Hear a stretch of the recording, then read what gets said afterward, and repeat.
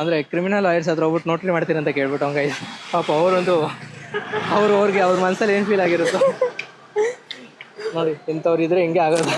ತುಂಬ ದಿನದಿಂದ ಧಾರವಾಡ ಪೇಡ ತಿನ್ಬೇಕಂತ ಒಂದು ಆಸೆ ಇತ್ತು. ಇಲ್ಲಿ ಸ್ಟೋರ್ ಇದೆ ನೋಡೋದು, ಅಲ್ಲಿ ಹೋಗ್ಬಿಟ್ಟು ವಿಚಾರಿಸೋದ. ನೋಡಿ ಗೈಸ್, ರೋಡಲ್ಲೇ ಹೆಂಗಿದೆ ಇದು. ಒಂಚೂರು ರೋಡ್ ಅಂತೂ ಇಲ್ಲಿ ರೋಡಿನ ವ್ಯವಸ್ಥೆ ಅಂತೂ ಚೆನ್ನಾಗಿಲ್ಲ ಗೈಸ್. ಹಳ್ಳ ಪಳ್ಳಗಳೆಲ್ಲ ಹೆಂಗಿದೆ ಅಂದರೆ ಒಬ್ಬ ಮನುಷ್ಯ ಹಳ್ಳದಲ್ಲಿ ಬಿದ್ದರೆ ಮತ್ತೆ ಎದೊಳ್ಬಾರ್ದು, ಆ ಥರ ಹಳ್ಳ ಪಳ್ಳಗಳಿದೆ.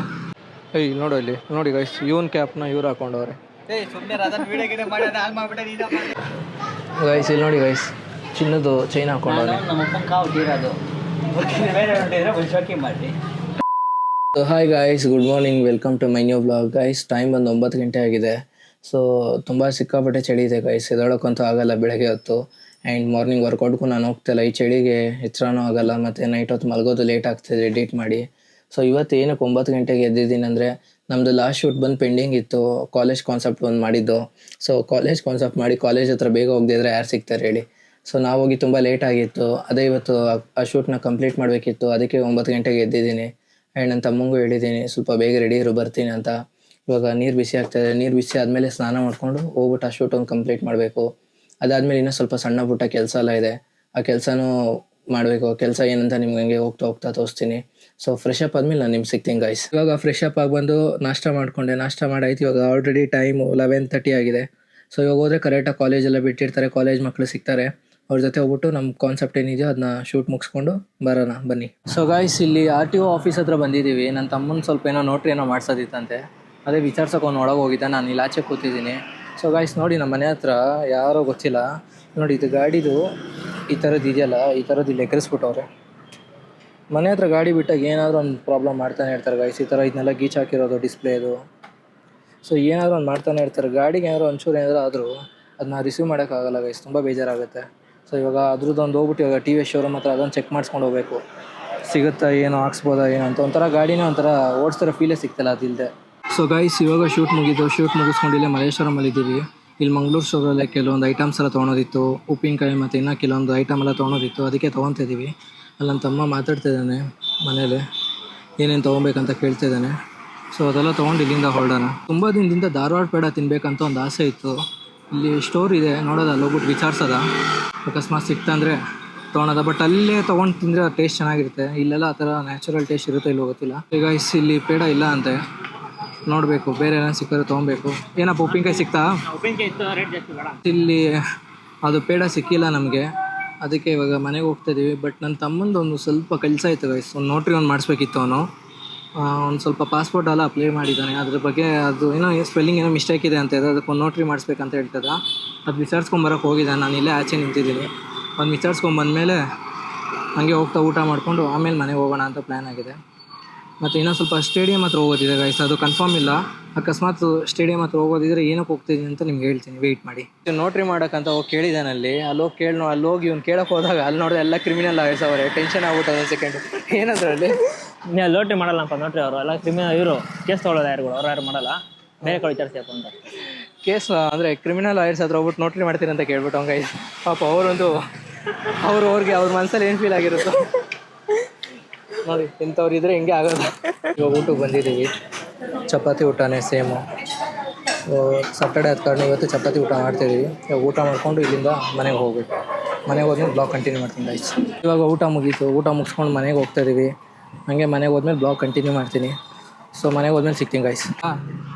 ಗೈಸ್ ಈಗ ಮನೆಗೆ ಹೋಗ್ತಾಯಿದ್ದೀವಿ. ಸಿಕ್ಕಾಪಟ್ಟೆ ಚಳಿ ಇದೆ. ವೆದರ್ ನೋಡಿದ್ರೆ ಮಳೆ ಬರೋ ಥರ ಇದೆ ಫೀಲು. ಮಳೆ ಬರುತ್ತೋ ಇಲ್ಲೋ ಅಂತ ಗೊತ್ತಿಲ್ಲ, ನೋಡ್ಬೇಕು ಏನಂತ. ಚಳಿಯಲ್ಲಿ ಗಾಡಿ ಓಡಿಸೋಕ್ಕೆ ಒಂಥರ ಚೆನ್ನಾಗಿರುತ್ತೆ ಗೈಸ್. ಚಳಿ ಆಗ್ತಾಯಿದ್ರು ಗಾಡಿ ಓಡಿಸ್ತಾ ಇರ್ತೀವಲ್ಲ, ಅದೊಂಥರ ನೆಕ್ಸ್ಟ್ ಲೆವೆಲ್ ಫೀಲು. ಗಾಡಿ ಬೇರೆ ಮತ್ತೆ ವಾಶ್ ಮಾಡಬೇಕು, ಸಿಕ್ಕಾಪಟ್ಟೆ ಮಣ್ಣಾಗಿದೆ. ಏನಂದ್ರೆ ನಮ್ಮ ಮನೆ ಹತ್ರ ಅಲ್ಲೊಂದು ಬಿಲ್ಡಿಂಗ್ ಹೊಡೆದಾಕಿದ್ದಾರೆ ಗೈಸ್. ಆ ಬಿಲ್ಡಿಂಗಿಂದ ಬರೋ ಮಣ್ಣುಗಳು ಸೀದಾ ಬಂದು ಗಾಡಿ ಮೇಲೆ ಕೂತ್ಕೊಂಡೈತೆ. ಅದು ಗಾಡಿ ಬೇರೆ ಬ್ಲ್ಯಾಕ್ ಕಲರ್ ಅಲ್ಲ, ಸೊ ಸೀದಾ ಅದು ಅದೇ ಬ್ಲ್ಯಾಕ್ ಅಂತ ಮೈಯಲ್ಲಿ ಗಾಡಿ ಅದೇ ಅಲ್ಲಿ ನಮ್ಮ ಮನೆ ಹತ್ರ ಒಂದು ಬಿಲ್ಡಿಂಗ್ ಹೊಡೆದಾಕಿದ್ದಾರೆ ಗೈಸ್. ಅಲ್ಲಿಂದ ಬರೋ ಧೂಳು ಸೀದಾ ಗಾಡಿ ಮೇಲೆ ಬಂದು ಕೂತ್ಕೊಳುತ್ತೆ. ಗಾಡಿ ಬಂದು ಬ್ಲ್ಯಾಕ್ ಆ್ಯಂಡ್ ಬ್ಲೂ ಕಲರ್ ಅಲ್ಲ, ಬೇಗ ಧೂಳು ಬಿದ್ದಿದ ತಕ್ಷಣ ಕಾಣಿಸುತ್ತೆ ಅದು. ಸೊ ಅದೇ ವಾರದಲ್ಲಿ ಒಂದು 2 ಸತಿ ಆದರೂ ಗಾಡಿ ವಾಶ್ ಮಾಡಬೇಕು ಗೈಸ್, ಆ ಥರ ಮಣ್ಣು ಬರುತ್ತೆ ಅಲ್ಲಿಂದ. ಆ್ಯಂಡ್ ನೋಡ್ಬೋದು ನೀವು ಮಲ್ಲೇಶ್ವರಂ ವ್ಯೂ ಹೆಂಗಿದೆ ಅಂತ.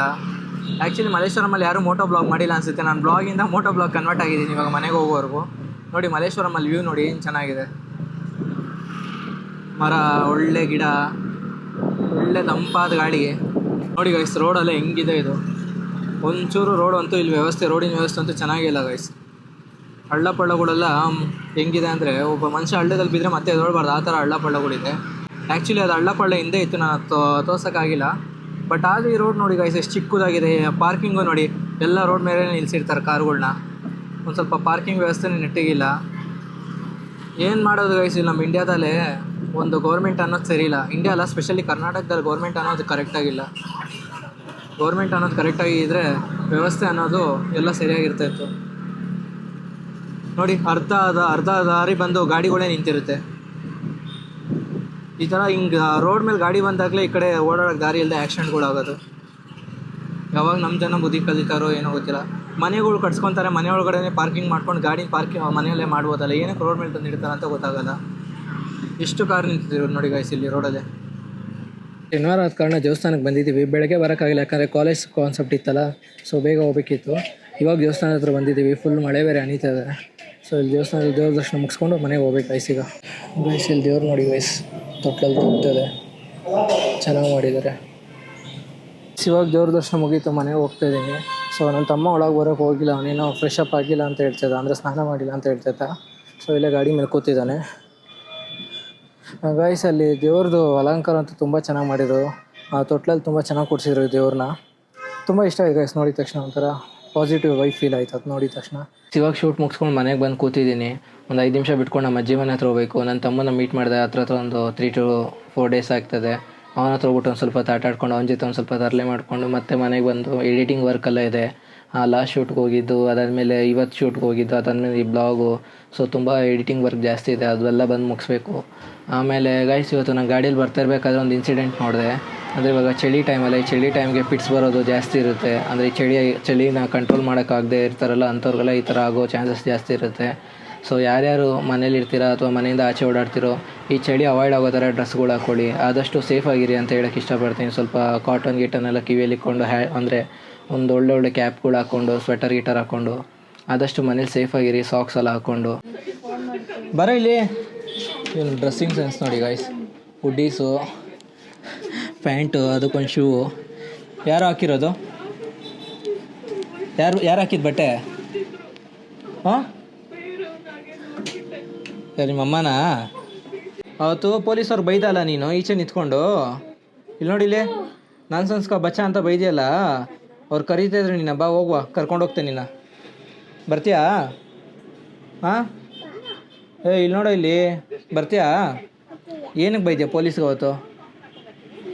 ಹಾಂ, ಏನಕ್ಕೋ ಬೈದೆ? ಏನಕ್ಕೆ ಬೈದೆ ಪೊಲೀಸ್ಗೆ? ಹಾಂ, ಇಲ್ಲಿ ನೋಡಿ, ಇಲ್ಲಿ ನೋಡೋ, ಇಲ್ಲಿ ನೋಡಿ, ಇಲ್ಲಿ ಪೊಲೀಸವ್ರಿಗೆ ಏನಕ್ಕೆ ಬೈದೆ?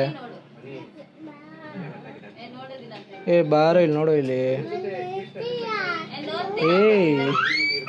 ಬಾರೋ ಇಲ್ಲಿ ಇಲ್ಲಿ ಇಲ್ಲಿ ಯಾಕೋ ಪೊಲೀಸವ್ರಿಗೆ ಬೈದೆ? ಹಾಂ, ಪೊಲೀಸವ್ರಿಗೆ ಯಾಕೋ ಬೈದೆ? ಬೈತೀಯ ಅನ್ಸತಿ? ಸಾರಿ ಅನ್ನು ಬಿಟ್ಬಿಡ್ತೀನಿ. ಸಾರಿ ಏನು ಭಯನಾ? ಸಾರಿ ಬಿಟ್ಬಿಡ್ತೀನಿ. ಸಾರಿ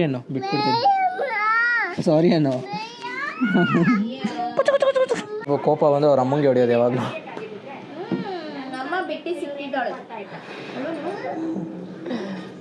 ಕೋಪ ಬಂದರೆ ಹೊಡೆದ್ಬಿಡೋದು ಅವ್ರ ಅಮ್ಮಂಗೆ. ಅಲ್ಲಿ ನೋಡಿ,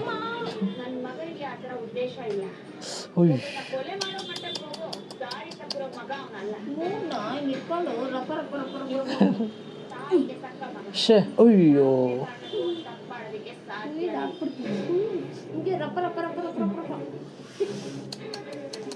ಶೆಟ್. ಅವನ ಹತ್ರ ಮಾತಾಡ್ಬೇಡ, ಬಿಡ್ಸಿಕಮ್ಮ, ಕಳ್ಸೋಣ, ದೂರ ತಳ್ಳಿ.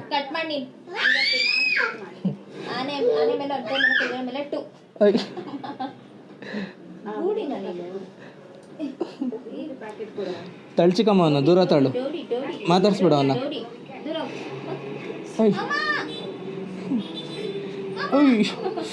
ಗೋಡೆ ಗಿಡ ಹೊಡ್ಕೊಂತೀವೋ?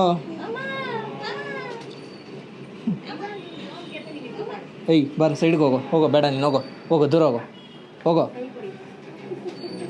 ಏಯ್ ನೋಡು ಇಲ್ಲಿ ನೋಡಿ ಗೈಸ್, ಇವನ್ ಕ್ಯಾಪ್ನ ಇವ್ರು ಹಾಕೊಂಡವ್ರೆ. ಇವಂದು ಈ ಕ್ಯಾಪ್ ಹಾಕೊಂತೇನೋ ಯಾಕೆ ಗೈಸ್? ನನ್ನ ಕಿವಿಗೆ ವಾಲೆ ಚುಚ್ಚೋದಂತ ಬಂದಿದ್ದೀನಿ. ನನ್ನ ಬರ್ಡೇಗೆ ಒಬ್ಬರು ವಾಲೆ ಗಿಫ್ಟ್ ಮಾಡಿದರು ಆ್ಯಂಡ್ ನನಗೂ ಚುಚ್ಚೋ ಇಂಟೆನ್ಷನ್ ಇತ್ತು. ಬಟ್ ನಾನು ವೆಯ್ಟ್ ಮಾಡ್ತಿದ್ದೆ ನೋಡೋದ ಅಂದ್ಕೊಂಡು. ಬಟ್ ಇವತ್ತು ಚುಚ್ಚೋದ ಅಂತ ಬಂದಿದ್ದೀನಿ. ನೋಡ್ಬೇಕು, ಇವಾಗ ಬಂದಿದ್ದೀನಿ. ತುಂಬ ಭಯ ಆಗ್ತಾಯಿದೆ, ಹೆಂಗೆ ಏನು ಇತ್ತು ಅಂತ ಗೊತ್ತಿಲ್ಲ. ಕಿವಿ ಎಲ್ಲ ಸ್ವಲ್ಪ ನೋವು ಜಾಸ್ತಿ ಇರುತ್ತೆ ಅಂದ್ಕೊಂಡಿದ್ದೀನಿ. ಕನ್ಶೂಟ್ ಅಂತ ನನ್ನ ತಮ್ಮ ಹೇಳ್ತಿದ್ದಾನೆ. ನೋಡೋದು ಅವ್ರು ಹೆಂಗೆ ಚುಸ್ತಾರಂತ. ಅಣ್ಣ ನೋಡಿ, ಕಿವಿಯ ನಿಮಿಷ ಮುಟ್ಟು ನೋಡಿ, ಇಷ್ಟು ದಪ್ಪ ಅಂದರೆ ಸ್ವಲ್ಪ ಅವರೇ ಏನು ಪೇನ್ ಆಗಲ್ಲ ಅಲ್ಲ? ಅಂದರೆ ಚಿಕ್ಕ ವಯಸ್ಸಲ್ಲೇ ಕಿವಿ ವಾಲೆ ಚುಚ್ಚಿದ್ರು ನನಗೆ. ಅವಾಗ ಹಿಂಗೆ ಬಟ್ಟೆಗೆ ಸಿಗಾಕೊಂಡಿತ್ತು ಅಂತ ತೆಗೆಸ್ಬಿಟ್ಟಿದ್ರು. ಅದು ಏನಾಗುತ್ತೆ ಅಂದರೆ ಚಿಕ್ಕ ವಯಸ್ಸಲ್ಲಿ ಹಾಕ್ಬೋದು, ಕಂಬಿ ಹಾಕ್ತಾರೆ. ಆ ಕಂಬಿ ಏನಾಗುತ್ತೆ, ಬಟ್ಟೆ ಹಾಕೋದೇ ಮಲ್ಲಿ ತೆಗಿಯೋದೇ ಮಲ್ಲಿ ತಗೊಳ್ಳೋದು ಬಂದು ಒಪ್ಪಲ್ಲ. ಇವಾಗೇನು ಪ್ರಾಬ್ಲಮ್ ಆಗಲ್ಲ, ಹಾಕೋರು ನೋವು ಆಗಲ್ಲ. ಏನಾಗುತ್ತೆ. ಓಕೆ ಗೈಸ್, ಇಲ್ಲಿ ನೋಡಿ ಗೈಸ್, ಚಿನ್ನದು ಚೈನ್ ಹಾಕೊಂಡವ್ರೆ. ನಮ್ಮ ಅಪ್ಪನ ಕಾವು ತೀರೋದು ಬೇರೆ ಹೊಂಟಿದ್ರೆ ಒಂದು ಶೋಕಿ ಮಾಡಿ. ಒಂದು ನಿಮಿಷ ಇರೋ, ನಾನು ಕೈ ಹಿಡ್ಕೊಂಡು ಹೇಳ್ತೀನಿ, ಪವರ್ ಕೊಡ್ತೀನಿ ನಾನು ಇವಾಗ ನಿಮಗೆ. ಮೆಡಿಸಿನ್ ಇದು ಹಾಕ್ಬಿಟ್ರೆ ಒಂದು ನಿಮಿಷ ಕಣ್ಮುಚ್ಚು ಹೇಳ್ತೀನಿ, ಕಣ್ಮುಚ್ಚು.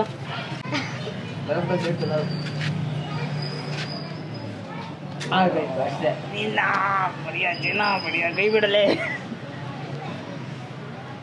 Like and subscribe. ಅಷ್ಟೇ, ಏನಾಯ್ತಪ್ಪ? ಅಲ್ಲೇನಕ್ಕೆ ಕಷ್ಟ ಇದೆಯಾ ನೀನು? ನೋಡಾ ಅದು ಅಡಿದಾರು ತಲೆ ಕೆಟ್ಟಾಗ. ಹಾಂ ಕೆವಿನ್, ಸೀರಿಯಸ್ ಪ್ರೈಸ್ ಗೈಸ್ ಸ್ವಲ್ಪ ನೋವ್ತದೆ, ಲೈಟಾಗಿ, ಜಾಸ್ತಿ ಅಲ್ಲ, ಸ್ವಲ್ಪ ನೋವ್ತದೆ, ಸ್ವಲ್ಪ ನೋವ್ತದೆ. ಒಂದೇನಾ? ಒಂದೇ ಸ್ವಲ್ಪ ನೋವ್ತದೆ. ಹಾಯ್ ಬ್ರೋ, ಉನಕ್ಕೆ ಕಥಾ ಇಲ್ಲ, ಅದು ಒಂದು ಕೇಸ್ ಚೆನ್ನಾಗಿ ಕಾಣಿಸ್ತೈತೆ ಚತನ್. ವಾಲೆ ಚುಚ್ಚೋಯ್ತು. ನೋಡೋದ ನಮ್ಮ ಮನೆಯವರೆಲ್ಲ ಏನಂತಾರೆ, ಹೆಂಗಿದೆ ಏನು ಎತ್ತ ಅಂತ. ಚಿಕ್ಕಮ್ಮ ಹೆಂಗಿತ್ತು? ಹಾಂ, ಸಿಕ್ಕಾಪಟ್ಟೆ ಕೆಂಪಾಗಿತ್ತಲ್ಲ? ಒಂದೇ ಕಿವಿ ಚುಚ್ಕೊಂಡಿದ್ದು. ನೋವ್ತೈತಪ್ಪ, ಹಾಕಬೇಕು. ಚೆನ್ನಾಗಿತ್ತ ನನ್ನ ಫೇಸಿಗೆ? ಮೇಲಿರೋರು ತೋರಿಸ್ಬಿಟ್ಟು ಬರ್ತೀನಿ ಏನಂತಾರ ಅಂತ.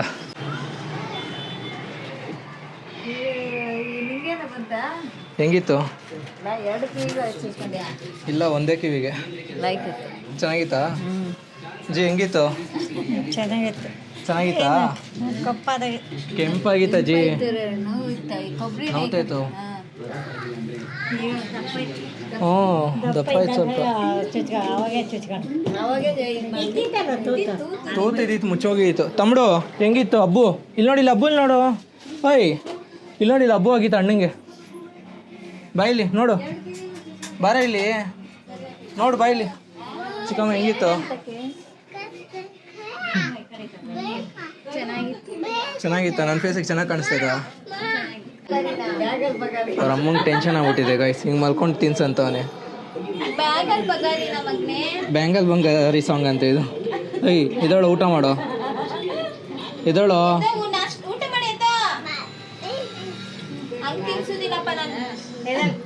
ಚಿಕ್ಕಮ್ಮ ಹೆಂಗಿತ್ತು? ಚೆನ್ನಾಗಿತ್ತಲ್ಲ, ಚುಚ್ಚಿಸ್ಕೊಂಬಂದ್ಯಾ? ಚೆನ್ನಾಗಿತ್ತಾ? ಚೆನ್ನಾಗಿತ್ತಪ್ಪ. ನನ್ನ ಫೇಸಿಗೆ ಚೆನ್ನಾಗಿ ಕಾಣಿಸ್ತದ? ಸಿಕ್ಕಾಪಟ್ಟೆ ನೋವ್ತೆ ಚಿಕ್ಕಮ್ಮ ಮಾತ್ರ ಕಿವಿ. ಕೊಬ್ಬರಿ ಎಣ್ಣೆ ಬಿಟ್ಕೋ. ಗೈಸ್ ಆಗಲೇ ಮನೆಗೆ ಬಂದು ಸ್ವಲ್ಪ ಹೊತ್ತು ಮಲಗಿದ್ದೆ. ಯಾಕಂದರೆ ಸಿಕ್ಕಾಪಟ್ಟೆ ಇದು ಇಯರಿಂಗ್ಸ್ ಚುಚ್ಚಿರೋದ್ರಿಂದ ತುಂಬ ಕಿವಿ ನೋವ್ತದೆ. ಆ್ಯಂಡ್ ನಾನು ಸಣ್ಣ ವಯಸ್ಸಲ್ಲಿದ್ದಾಗ ನನಗೆ ಅದೇ ಮಾಮೂಲಿ ಸಣ್ಣ ವಯಸ್ಸಲ್ಲಿ ಕಿವಿ ಚುಚ್ತಾರಲ್ಲ ಗೈಸ್, ಸೊ ಆ ಥರ ಸಣ್ಣ ವಯಸ್ಸಲ್ಲಿ ಕಿವಿ ಚುಚ್ಚಿದ್ರು. ಅವಾಗ ಏನಾಗಿತ್ತು, ನನಗೆ ಅದೊಂಥರ ನೆಟ್ಟೆಡ್ ಡ್ರೆಸ್ ಹಾಕಿದ್ರು ಚಿಕ್ಕ ಮಗು ಇದ್ದಾಗ. ಆ ನೆಟ್ಟೆಡ್ ಡ್ರೆಸ್ ಏನಾಗಿತ್ತು, ಹಿಂಗೆ ವಾಲೆಗೆ ಸಿಕ್ಕಾಕೊಂಡ್ಬಿಟ್ಟಿತ್ತು. ಅದೊಂಥರ ಮಾಮೂಲಿ ಚಿಕ್ಕ ಮಕ್ಳಿಗೆ ಜುಮ್ಕಿ ಇದ್ರ ಥರ ಬರುತ್ತಲ್ಲ, ಸೊ ಆ ಥರ ಚುಚ್ಚಿದ್ರು. ಅವಾಗ ಅದು ವಾಲೆ ಸಿಕ್ಕಾಕೊಂಡ್ಬಿಟ್ಟಿತ್ತು. ಸಿಕ್ಕಾಕೊಂಡು ನಾನು ಅದು ಅವಾಗ ತುಂಬ ಹತ್ತಿದ್ದೆ. ಅವಾಗ ನಾನು ಅಳೋದು ನೋಡ್ಬಿಟ್ಟು ಅದಾದಮೇಲೆ ಫ್ಯೂ ಡೇಸ್ಗೆ ಅದು ತೆಗ್ಸ್ಬಿಟ್ಟಿದ್ರಂತೆ. ಅದಾದಮೇಲೆ ಯಾವತ್ತೂ ನನಗೆ ಅದು ವಾಲೆ ಚುಚ್ಚಿದ್ದಿಲ್ಲ ಇತ್ತು. ಸೊ ತುಂಬ ವರ್ಷ ಆದಮೇಲೆ ಇದು ಚುಚ್ಚಿರೋದ್ರಿಂದ ಒಂಥರ ಸಿಕ್ಕಾಪಟ್ಟೆ ಇಲ್ಲೆಲ್ಲ ಫುಲ್, ಈ ಕಡೆ ಎಲ್ಲ ಫುಲ್ ನೋವ್ತದೆ. ಸೊ ಆ ಪೇನಿಗೆ ಬಂದು ನನ್ನ ಮನೆಗೆ ಬಂದು ಮಲ್ಕೊಂಡ್ಬಿಟ್ಟೆ. ಆಮೇಲೆ ಇವಾಗ ಜಸ್ಟ್ ಎದ್ದು ಊಟ ಗಿಟ್ಟೆಲ್ಲ ಮಾಡಿ ಕೂತಿದ್ದೀನಿ. ಇವಾಗ ಬ್ಲಾಗಲ್ಲಿ ಎಡಿಟ್ ಮಾಡಬೇಕು. ಸೊ ಐ ಹೋಪ್ ಈ ಬ್ಲಾಗ್ ನಿಮ್ಗೆ ಇಷ್ಟ ಆಗಿದೆ ಅಂತ ಭಾವಿಸ್ತಾ ಈ ಬ್ಲಾಗ್ ಇಲ್ಲಿಗೆ ಮುಗಿಸ್ತಾ ಇದ್ದೀನಿ.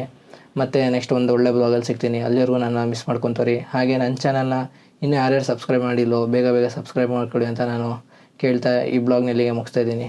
ಬಾಯ್. ಚಲಿಸುವ ಕಾಲವು ಕಲಿಸುವ ಪಾಠವ ಮರೆಯಬೇಡ ನೀ.